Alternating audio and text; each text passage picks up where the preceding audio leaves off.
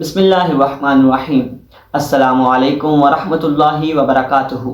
میری طرف سے تمام دیکھنے والوں کو بہت بہت رمضان مبارک۔ امید کرتا ہوں کہ آپ سب لوگ خیر و عافیت سے ہوں گے۔ اللہ تبارک و تعالی سے دعا ہے کہ ہم سب کو رمضان کریم کی بھرپور رحمتیں اور برکتیں عطا فرمائے۔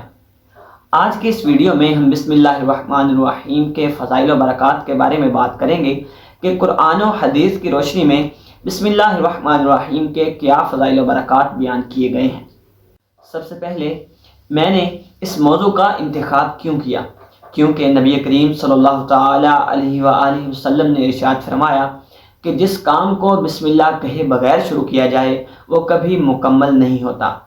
آج یہ میری پہلی ویڈیو ہے تو میں نے فیصلہ کیا کہ میں اپنی پہلی ویڈیو بسم اللہ الرحمن الرحیم کے فضائل و برکات پر شروع کروں گا تاکہ اس حدیث مبارکہ پر عمل بھی ہو سکے اور بسم اللہ الرحمن الرحیم کے فضائل و برکات سے میں بھی مستفیض ہو سکوں۔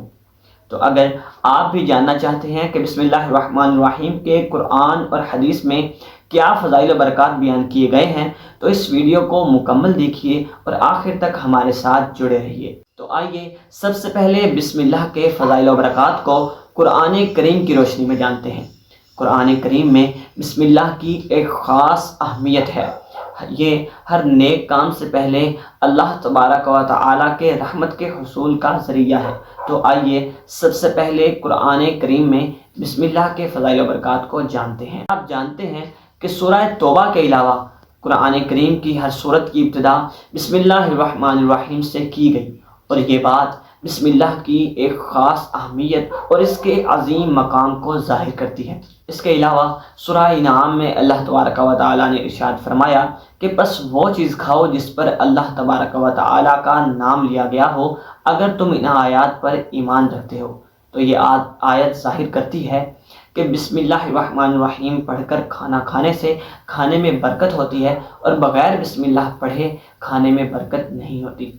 کسی بھی کام کی ابتدا میں بسم اللہ پڑھنا یا لکھنا یہ انبیاء کی بھی سنت ہے۔ تو اللہ تبارک و تعالی نے قرآن کریم میں ارشاد فرمایا کہ حضرت سلیمان علیہ السلام نے ملکہ سبا کو جو خط لکھا تھا تو اس کی ابتدا بھی بسم اللہ الرحمن الرحیم سے کی تھی۔ تو آئیے اب حدیث کی روشنی میں جانتے ہیں کہ نبی کریم صلی اللہ تعالی علیہ وآلہ وسلم نے اپنے اقوال مبارکہ میں بسم اللہ الرحمن الرحیم کے کیا فضائل و برکات بیان کیے ہیں۔ حضرت عمر بن ابی سلمہ رضی اللہ تعالی عنہ سے روایت ہے کہ نبی کریم صلی اللہ تعالی علیہ وآلہ وسلم نے ارشاد فرمایا کہ جب تم کھانا کھاؤ تو بسم اللہ کہو، اور اسے اپنے دائیں ہاتھ سے کھاؤ اور اپنے آگے سے کھاؤ۔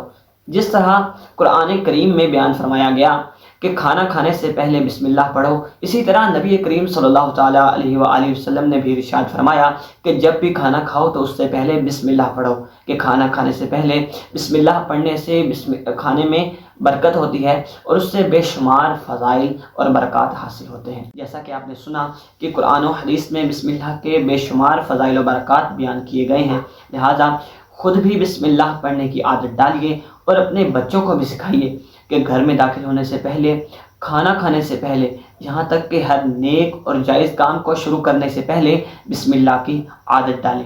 امید کرتا ہوں آپ نے اس ویڈیو میں بہت کچھ سیکھا ہوگا۔ اللہ تبارک و تعالی سے دعا ہے کہ جو کچھ سنا اس پر عمل کرنے کی توفیق عطا فرمائے اور اسے آگے پہنچانے کی توفیق عطا فرمائے۔